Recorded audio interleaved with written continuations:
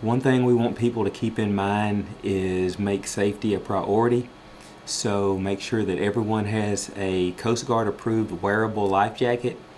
Make sure it's serviceable, and so what that means is that they actually fit. And if you are wearing an inflatable type, be sure that you go by the manufacturer's instructions on the inflatable.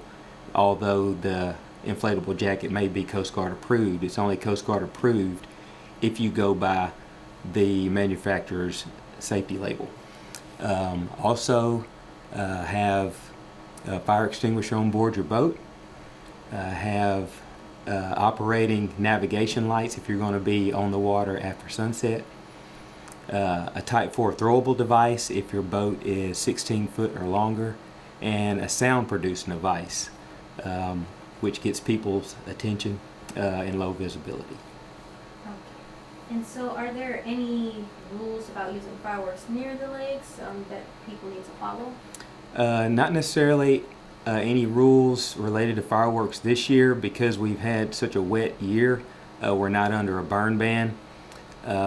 Some things to keep in mind also when it comes to water safety also is operating jet skis. Those are really popular. So on jet skis, no one under the age of 13 can operate a jet ski unless they have someone riding with them that is at least 18 years of age and can lawfully operate the jet ski. They are required to have a mandatory boater safety education. Anyone born on or after September 1st, 1993 is required to have boater safety education if they're going to be operating a vessel that's at least 15 horsepower or more. So that's really important. And so what happens if people break boating or wildlife rules during the holidays? During the holidays, one of the things that we are also looking out for are boat operators that are intoxicated. The violation for BWI, or boating while intoxicated, is a Class B misdemeanor. The second offense is a Class A misdemeanor, and the third or more is actually a felony, a state jail felony.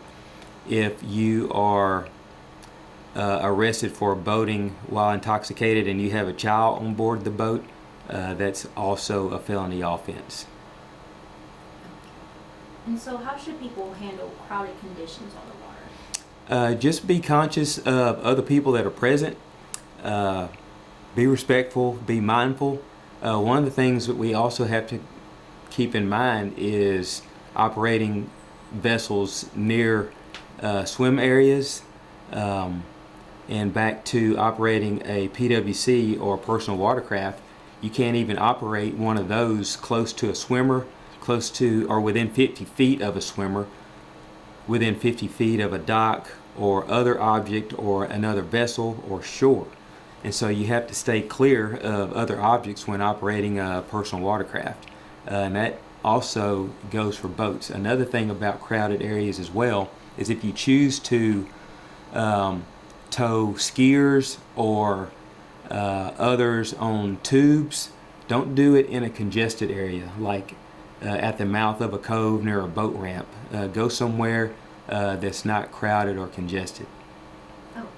And are there any places where fireworks are not allowed because of wildlife or safety? Not this year, no ma'am. Okay. And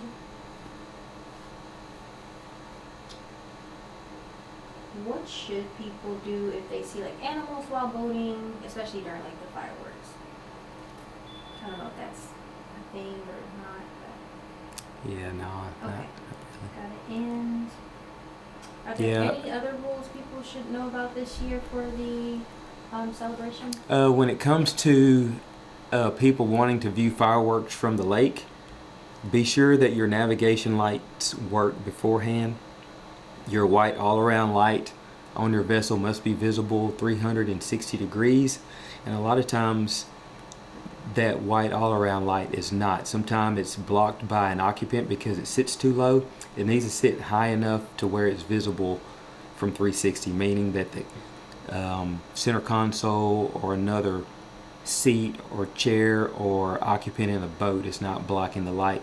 Make sure that your red and green light also works, and don't turn your lights off when you're watching the fireworks or just sitting out on the lake at night, because that's one of the things that'll fail on a boat, because you may turn the lights off and you go to hit the switch to turn the lights on and they don't come on, and that happens a lot, and experienced boaters know that. So don't turn your lights off. Okay, and is there anything else you'd like to share that I may have missed that you want to add? Just make boating safety a priority. You can go online to Texas Parks and Wildlife under boating safety, and there's plenty of safety tips on our webpage, and just make being safe with your family a priority. And one thing that I like to remind people of is that the boat operator is responsible for everybody on board that vessel. And just so make sure that everybody has a wearable life jacket and that the life jacket is readily accessible.